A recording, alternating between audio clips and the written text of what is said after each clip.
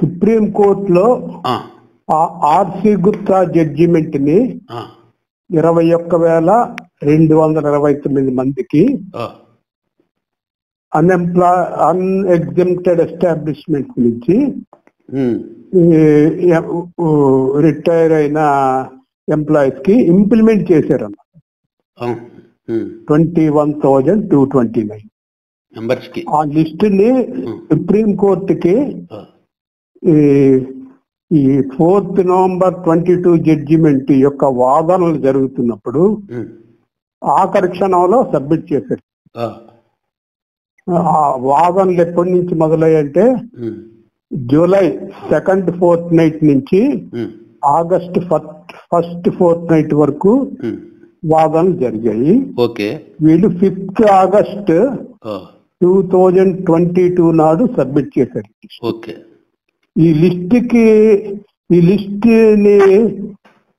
ఈ లిస్ట్ తో పాటు వాళ్ళు మ్యాటర్ ఏమి సబ్మిట్ చేయలేదు సుప్రీంకోర్టు, జస్ట్ లిస్ట్ సబ్మిట్ చేశారు. తర్వాత ఇంకొక ముఖ్యమైన విషయం ఏంటంటే అమెండ్మెంట్స్ ని కేరళ హైకోర్టు తన జడ్జిమెంట్ ద్వారా అంటే 12th October 2018 జడ్జిమెంట్ ద్వారా తిరస్కరించింది అన్నమాట. తిరస్కరిస్తే వీళ్ళు మళ్ళీ సుప్రీం కోర్టుకి అప్పీల్ చేసుకుంటే అక్కడ 3 judge బెంచ్ అంటే అందులో చీఫ్ జస్టిస్ గారు రంజన్ గొగోయ్ తర్వాత ఇంకొక 2 జడ్జెస్ కలిపి ఆ అపీల్ ని ప్రాథమిక స్థాయిలోనే తిరస్కరించారు. తిరస్కరణ ఎప్పుడు జరిగిందంటే 1/4/2019 నాడు తిరస్కరించారు. ఏం చేస్తారంటే ప్రేక్షకులకు అర్థమయ్యేటట్టుగా కొద్దిగా చెప్పండి. హలో, అప్పీల్ అంటే అక్కడ ఏం అప్పీల్లో ఏమడిగారు అనే పాయింట్ ఏంటి? అప్పీల్ అంటే కేరళ హైకోర్టు మా సంస్కరణలు సరి అయినవి కాదు అని తీర్పిచ్చింది అని ఇచ్చింది, మళ్ళీ ఇంకొకసారి పునః పరిశీలించండి అని వీళ్ళు ఒక ఎఫిడవిట్ సబ్మిట్ చేస్తారు. ఆ ఎఫిడవిట్ లో ఏముందో మనకు తెలియదు, కానీ ఆ ఎఫిడవిట్ చదివిన తర్వాత సుప్రీం కోర్టు ఏ నిర్ణయానికి వచ్చిందంటే మీరు ఇప్పుడు కొత్తగా చెప్పింది ఏమీ లేదు, కేరళ హైకోర్టు ముందు ఏ ఎఫిడవిట్ సబ్మిట్ చేశారో అందులో విషయాల కంటే మెరుగైన విషయాలు ఇందులో ఏమీ లేవు అని చెప్పి ప్రాథమిక స్థాయిలోనే ఆ అపీల్ ను తిరస్కరించేయాలి. తిరస్కరించినప్పుడు ఏం చేస్తారంటే వీళ్ళు జడ్జిమెంటే రాయరు, ఒక 4 సెంటెన్స్ లో ముగిస్తారన్నమాట. వాళ్ళ యొక్క తీర్పుని 4 సెంటెన్స్ లో మీరు ఈ అపీల్ ద్వారా సబ్మిట్ చేసిన మ్యాటర్ లో మమ్మల్ని సంతృప్తిపరిచే మ్యాటర్ ఏమీ లేదు కాబట్టి మేము దీన్ని తిరస్కరిస్తున్నాం అంటారన్న. ఈ 1/4/2019 నాడు ఈ తిరస్కరించిన ధర్మాసనంలో చీఫ్ జస్టిస్ రంజన్ గొగోయ్ గారు ఉన్నారు. ఆయనతో పాటు 2 జడ్జెస్ ఉన్నారు సుప్రీంకోర్టు. అంటే 3 judge బెంచ్ కేరళ హైకోర్టు వాదనని సమర్థిస్తే వీళ్ళు ఏం చేశారంటే ministry of labour and employment Kerala high court judgment మీద అపీల్ చేసుకుంది సుప్రీంకోర్టు. ఈపీఎఫ్ఓ కాదు, ఈపీఎఫ్ఓ ఆల్రెడీ అపీల్ చేసింది కదా సుప్రీంకోర్టుకి. సుప్రీంకోర్టుకి అపీల్ చేస్తే 1/4/2019 నాడు జడ్జిమెంట్ ఇచ్చారని ఇప్పుడే చెప్పాను మీకు. ఇప్పుడు ఏం చేసిందంటే ministry of labour and employment సుప్రీంకోర్టులో మళ్ళీ దాఖలు చేసింది ఈ కేరళ హైకోర్టు జడ్జిమెంట్ పునః పరిశీలించండి. అప్పుడు ఏం చేశారంటే ఈ 3 న్యాయమూర్తుల ధర్మాసనం, అందులో చీఫ్ జస్టిస్ గారు ఉన్నారని ఇప్పుడే చెప్పాను, ఆ యొక్క తీర్పుని అంటే 4 సెంటెన్స్లు ఉన్న తీర్పుని వెనక్కి తీసుకొని వీళ్ళు మళ్ళీ ఒక 3 judge బెంచ్ ఏర్పాటు చేశారు. అందులో చీఫ్ జస్టిస్ గారు లేరు. అంటే చీఫ్ జస్టిస్ అప్పుడున్న చీఫ్ జస్టిస్ గారు ఆ బెంచ్ లో లేరు. అంటే కేరళ తీర్పుని సమర్థించిన ముగ్గురు ధర్మాసనంలో చీఫ్ జస్టిస్ గారు ఉన్నారు.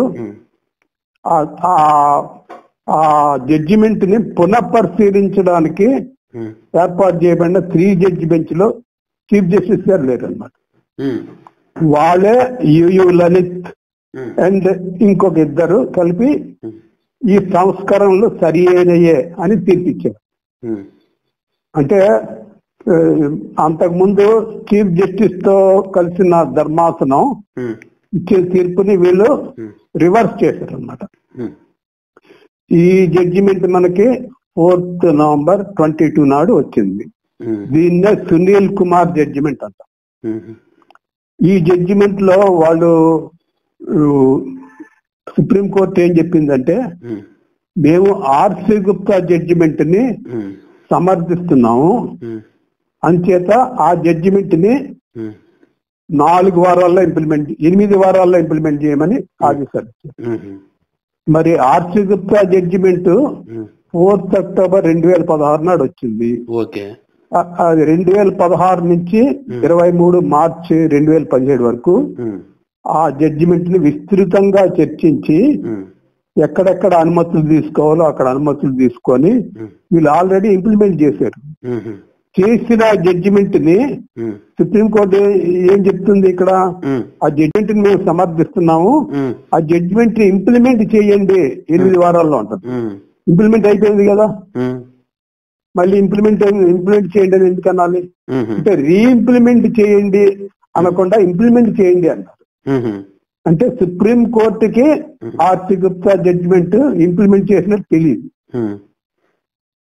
అది ఎక్కడా వాళ్ళు సుప్రీం కోర్టు సబ్మిట్ చేసిన ఎఫిడవిట్ లో ఎక్కడా లేదు. సుప్రీం కోర్టుకి తెలియకుండా ఆ విషయం దాచిపెట్టినట్టు అర్థమవుతుంది. అందుచేత వాళ్ళు ఏమంటున్నారు, 8 వారాల్లో ఇంప్లిమెంట్ చేయండి అంటున్నారు. ఇంప్లిమెంట్ చేశారు కదా, ఆల్రెడీ చేశారు. అవును, మళ్ళీ రీఇంప్లిమెంట్ చేయండి అంటే ఒక అర్థం ఉంటుంది, ఇంప్లిమెంట్ చేయండి అని. అందువలన ఈ విషయాలన్నీ పరిశీలనలో తీసుకొని ఒక 119 మంది బాధితులు ఎవరంటే ఈ 21,229లో ఉన్న లిస్ట్ లో ఉన్న బాధితులు అన్నమాట. వీళ్ళు బాధితులు ఏం చేశారంటే, మాకు హయ్యర్ పెన్షన్ విత్డ్రా చేశారు, లోయర్ పెన్షన్ కంటిన్యూ చేస్తున్నారు, అందుచేత మీరు వీళ్ళు సునీల్ కుమార్ జడ్జిమెంట్ ప్రకారం మా దగ్గర రికవరీ చేయమని చెప్తున్నారు. అంటే పారా నెంబర్ 44(5) కింద.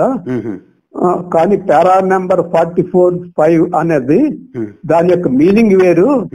దాని యొక్క మీనింగ్ మా దగ్గర నుంచి రికవరీ చేయమని కాదు, వేరే మీనింగ్ ఉంది దానికి అని వీళ్ళు పంజాబ్ అండ్ హర్యానా హైకోర్టు ముందు 119 పిటిషన్లు దాఖలు చేశారు. ఆ 44 పారాలో సబ్పారా 5 ఏం చెప్తుంది అంటే, అది సునీల్ కుమార్ జడ్జిమెంట్ అన్నమాట. అంటే 4th నవంబర్ 22 నాడు వెలువడిన జడ్జిమెంట్. అది ఏం చెప్తుందంటే, ఎవరైతే 1/9/2014 ముందు రిటైర్ అయ్యి ఎగ్జిట్ అయిపోయారు, రిటైర్ అన్న మాట వాడారు వాళ్ళు, మళ్ళీ ఎగ్జిట్ అయిపోయారు అని మాట వాడారు అన్నమాట. వాళ్ళకి వాళ్ళు ఆప్షన్ ఇవ్వలేదు కాబట్టి పారా నెంబర్ 11(3) కింద వాళ్ళకి ఈ జడ్జిమెంట్ వర్తించదా అని అక్కడ ఆ పారాలో ఉందన్నమాట. అంటే ఈ సునీల్ కుమార్ జడ్జిమెంట్ అన్నది దేనికి సంబంధించింది, 1/9/2014 పరిస్థితి తర్వాత పరిస్థితికి సంబంధించింది. దాంట్లో 1/9/2014 ముందు ఉన్న వాళ్ళ ఎంప్లాయీస్ గురించి ప్రస్తావన ఎందుకు వస్తుంది అని ఒక 119 మంది పిటిషనర్స్ ఎవరైతే ఉన్నారో వాళ్ళు ప్రశ్నిస్తున్నారు అన్నమాట. ఇది 1/9/2014 తర్వాత పరిస్థితికి సంబంధించిన జడ్జిమెంట్. అంతకు ముందు రిటైర్ అయిపోయిన వాళ్ళకి ఈ జడ్జిమెంట్ తో సంబంధం ఏంటి ఈ పేరాకి మాకు సంబంధం ఏంటి అని చెప్తుంటా వాళ్ళు ఈ పేరాకి అసలు మీనింగ్ ఏంటంటే ఒక వ్యక్తి 1/9/2014 నాడు ఉద్యోగంలో ఉండి తర్వాత రిటైర్ అవ్వాల్సి ఉంటుంది. కానీ అతను కొన్ని కారణాల వల్ల ముందే రిటైర్మెంట్ తీసుకున్నాడు. అంటే 1/9/2014 కంటే ముందే తీసుకున్నాడు. ఉదాహరణకి ఒక వ్యక్తి 2017 ఫిబ్రవరి 28 నాడు రిటైర్ అవ్వాలి. అతను 1/9/2014 నాడు సర్వీస్ లో ఉన్నాడు. కానీ కొన్ని కారణాల వల్ల 1/9/2014 కంటే ముందే రిటైర్మెంట్ తీసుకున్నాడు. అంటే వాలంటరీ రిటైర్మెంట్ తీసుకున్నాడు. అందువల్ల అటువంటి వ్యక్తులకు సంబంధించిన పేరా ఇది మాకు సంబంధించింది కాదు. ఎందుకంటే రిటైర్డ్ అండ్ ఎగ్జిటెడ్ అంటే ఏంటంటే రిటైర్డ్ అండ్ ఎగ్జిటెడ్ అంటే ఎటువంటి మీనింగ్ వస్తుందంటే ఒక మీటింగ్ కి ఎవరైనా అటెండ్ అయ్యారు అనుకోండి, మధ్యలోనే లేచి వెళ్ళిపోయాడు అంటారు. మధ్యలోనే లేచి వెళ్ళిపోయాడు అంటే ఇంకొక తోటి సోదరుడు ఏం చేస్తాడు, మీటింగ్ అయిపోయే వరకు ఉంటాడు, కానీ వీడు మధ్యలోనే లేచి వెళ్ళిపోయాడు. అలాగేంటంటే వీడు మధ్యలోనే ఉద్యోగాన్ని వదిలేసి రిటైర్మెంట్ డేట్ కంటే వెళ్ళిపోయాడు. కాబట్టి వీడికి ఈ జడ్జిమెంట్ యొక్క ప్రయోజనాలు వర్తించవని ఆ పేర యొక్క అర్థం అని ఈ పిటిషనర్స్ వాదన అనమాట. పిటిషనర్స్ వాదన జనరల్ గా ఏంటంటే సూపరాన్యేషన్ మీనింగ్ ఏంటంటే డిక్షనరీ మీనింగ్ అతన్ని ఉద్యోగ బాధ్యత నుంచి తప్పించి అతనికి పెన్షన్ ప్రొవైడ్ చేయడం అన్నది సూపరాన్యేషన్ యొక్క మీనింగ్. అంటే తప్పిస్తుంది ఎవరు? అతను తప్పుకోవటం లేదు, అతని యజమాని అతను తప్పిస్తుంది. అది ప్రైవేట్ కంపెనీ కానివ్వండి, గవర్నమెంట్ కానివ్వండి, అతన్ని ఉద్యోగ బాధ్యత నుంచి తప్పించి అతనికి పెన్షన్ ప్రొవైడ్ చేస్తుంది. అది దానికి ఇది సూపరాన్యేషన్ మీనింగ్. అలాగేంటంటే ఒక వ్యక్తి, ఒక ఉద్యోగస్తుడు అతన్ని రిటైర్మెంట్ చేసేది గవర్నమెంట్, తన రిటైర్మెంట్ తీసుకోడు, గవర్నమెంట్ నోటీస్ ఇస్తుంది అతనికి 6 నెలల ముందే, మీ ఫలానా తేదీ నాడు నీ పదవీ కాలం ముగుస్తుంది అని నోటీస్ ఇస్తుంది కదా మనకి. అంటే గవర్నమెంట్ రిటైర్ చేస్తుంది, మనంతా మనం రిటైర్ అవ్వం. ఇదేంటంటే ఇక్కడ మనం అనుకోవచ్చు, నా డేట్ ఆఫ్ బర్త్ ప్రకారం 28 ఫిబ్రవరి 2015 నాడు రిటైర్ అవ్వాలి. ఇంకేత నేను 1 మార్చి నుంచి ఉద్యోగానికి రానని మనం మాన్యం కదా, మనకి నోటీస్ వస్తుంది. నోటీస్ వచ్చినప్పుడు 28 నాడు మనం ఆ నోటీస్ ప్రకారం పదవి బాధ్యతల నుంచి మనం వైదొలుగుతాం అనమాట. అంటే గవర్నమెంట్ మన వైదొలగమని చెప్పింది, మనం వైదొలుగుతాం. కానీ వాలంటరీ రిటైర్మెంట్ విషయంలో అది మన ఇష్టం.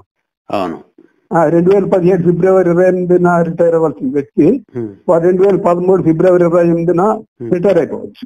అంచేతంటే వాడి కుటుంబ పరిస్థితులు ఏవో బాగోలేదు, అనారోగ్యాలు, అప్పుడు వీడిష్టం అనమాట. అందుచేత రిటైర్డ్ అండ్ ఎగ్జిటెడ్ అన్న పదజాలానికి ఆ పేరాలో ఇది మీనింగ్ అని ఈ 119 పిటిషన్ దారుల యొక్క వాదన. దానికి పంజాబ్ అండ్ హర్యానా హైకోర్టు ఏం చెప్పిందంటే వాళ్ళేం తీర్పు ఇవ్వలేదు. యాక్చువల్ గా తీర్పు ఇవ్వకుండా వీళ్ళ వాదన మీరు విని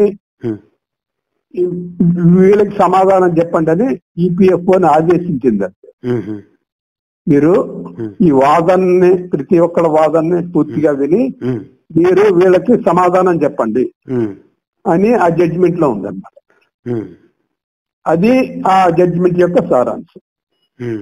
దాని మీద ఏంటంటే సుప్రీంకోర్టు ఈ జడ్జిమెంట్ మనకి Punjab and Haryana high court judgment 28 మార్చి 2025 నాడు వచ్చింది. అంటే 28 మార్చి అంటే ఇప్పటికి 6 నెలలు అయిపోయింది. కరెక్ట్ గా ఈ రోజుకి 6 నెలలు అయిపోతుంది. అంటే వీళ్ళు మరి దాని మీద వీళ్ళ 119 పిటిషన్ దారుల వాదన ఈపీఎఫ్ఓ విన్నదా, విన్న తర్వాత వాళ్ళు ఏం చెప్పారు అన్నది మనకి ఎక్కడ సమాచారం లేదు. కానీ ఈపీఎఫ్ఓ స్ట్రైట్ అవే ఈ పంజాబ్ అండ్ హర్యానా హైకోర్టు యొక్క నిర్ణయం జడ్జిమెంట్ కూడా కాదు, నిర్ణయం మీద సుప్రీంకోర్టుని ఆశ్రయించింది. అది ఈ ఈ జడ్జిమెంట్ యొక్క పుట్టుపూర్వోత్తరాలు అన్నమాట. ఓకే. సో ఇప్పుడు ఇంకా సుప్రీంకోర్టులో ఉంది ఇప్పుడు ఇది. సుప్రీంకోర్టులో ఇంకా వాళ్ళు టేకప్ చేయాలి. 6th అక్టోబర్ 2016 నాడు అనుకుంటాను వాళ్ళు ఒక డేట్ ఇచ్చారు.